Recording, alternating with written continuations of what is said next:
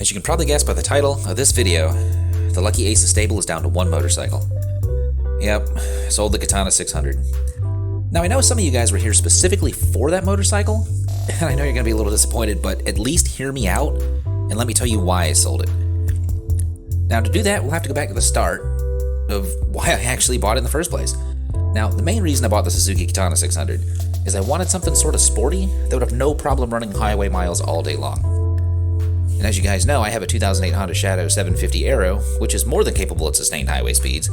But, once you're turning that high of RPM, it starts to vibrate, starts to get a little buzzy, and it wasn't very comfortable on it. And since the Katana is technically a sport touring bike, I felt, hey, that should fit the bill nicely. And honestly, it was a great motorcycle. I mean, the only thing I had to do with it is I had to put new tires on it, get the oil changed, and I never had a problem. Other than a few minor cosmetic things here and there, I mean, it's a 23-year-old motorcycle, 22 years old, excuse me. But other than that, it was perfect. And I know what you're thinking. Lucky Aces, if it was perfect, then what was the problem? Well, it was comfort. Just the same problem I had in the 750 on the highway in the first place. With the stock handlebar configuration, even though the riding position was not as aggressive as a true sport bike, you're still kind of hunched over, and I just never really felt comfortable on the motorcycle. Between, weight on my wrists and trying to hold myself up with my legs on the tank, and this wasn't very comfortable. So in an effort to fix that, what I ended up doing was taking off the factory bars and doing like a MX dirt bike style kind of handlebar conversion, and that created a more neutral riding position, which actually was really, really comfortable. So I thought, great, this is perfect. Now we can finally ride this darn thing. So after I bobbed out my Shadow, my Katana became my main motorcycle that I would ride to and from work. So this is now like my main day-to-day bike, and in town and in traffic, I mean, it was fantastic.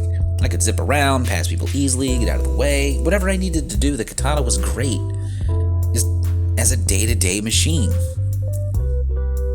But that's not what I bought it for.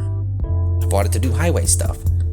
And even though I was finally in a comfortable riding position, every time I was on the interstate with the bike, I wished I was on the Shadow. I wish I had my arms, up on the ape hangers, my feet out in front of me, sitting in a big old comfy seat, just freaking cruising miles, just crushing them. And that was when I realized I'm not a sporty guy. I'm a cruiser guy. I'm thinking about it. It's like, I don't want to take the Katana on a trip. I wanted to take the Shadow, or at least, I did before I bobbed it out, and I kind of went out the window on that one. But essentially now I have two motorcycles that I want to ride in town that I don't want to ride on the highway. So now I got two bikes that essentially serve the same purpose. So one of them had to go. And since, one, I got a lot of money into the Shadow, and you guys have been looking around the channel, we're kind of heavily into the Honda Shadow 750 around here. And in the year and a half I owned the Katana, I put 1,200 miles on it. So obviously, this was a no-brainer. And that was kind of my whole thought process when I bought the Katana in the first place, was if I didn't like it, I could just turn around and sell it, after a season or two.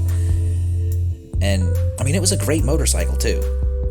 I just think it wasn't what I was looking for. At the time it was, because, hey, I wanted to try something sporty, I'm new to motorcycles, I got a cruiser, I want something, I can zip around with. And it did great for that, but in the end, it just, I did it, and okay, I'm ready to do something else.